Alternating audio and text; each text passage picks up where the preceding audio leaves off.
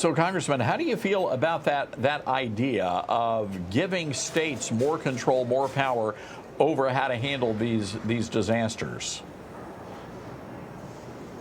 Well, I mean, I think with Joe Biden, what you saw was somebody that was not he was not interested in helping the folks in Western North Carolina. But with President Trump, he's been in office for less than a week, and he's already excited to put boots on the ground in North Carolina to help these people. And so, I'm excited by that. But I think, look, our Republican state legislature in North Carolina would do a much better job. Some of the federal bureaucrats, but we're going to do our best to get them out of there anyway. So the president is expected, we understand he is expected to visit Asheville, North Carolina, that area. What do you want the president to see boots on the ground there? Well, I mean, these people are hurting, and they were not helped by their federal government under President Joe Biden. And so, I hope President Trump sees that. I hope that he sees them hurting, and he's already been helping them. He organized money directly to these people. He organized internet through Starlink and Elon Musk. And so he's already been helpful, and he knows that these people are hurting, and he's excited to be there to help them out and just to let them know that you got a president now that cares about North Carolina, and he cares about the United States, and we're going to put you guys first. I had Congressman Mark Harris on my radio show earlier today. We were talking about FEMA's response and specifically those stories about the FEMA officials who told staffers to avoid homes that had Trump signs or banners or flags in their front yard. To me, Congressman, that is criminal behavior right there. Do these people in FEMA need to be held responsible for what they've done? Oh, absolutely. I mean, at the very least, they need to be fired.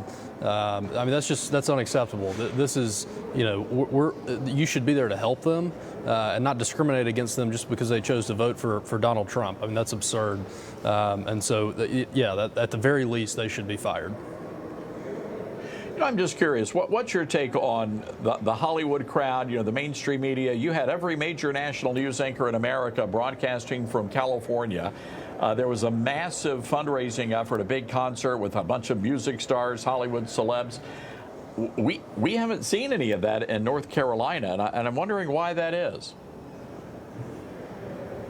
Well, I think it's these are people that are easily forgotten by the establishment in Hollywood and Los Angeles. And, we did have a hometown guy, Luke Combs, who came and put on a concert.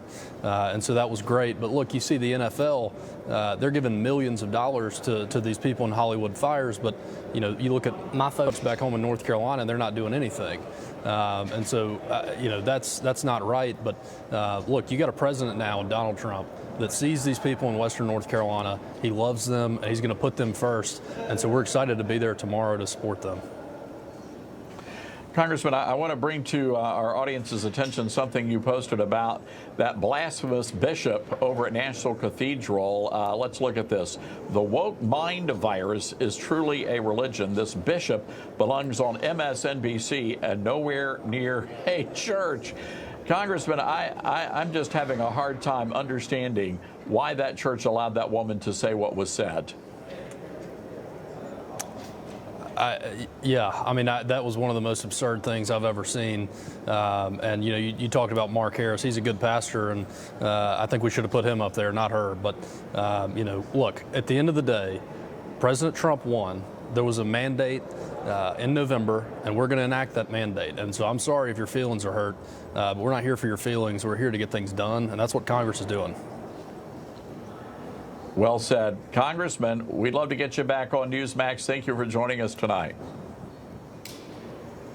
You got it.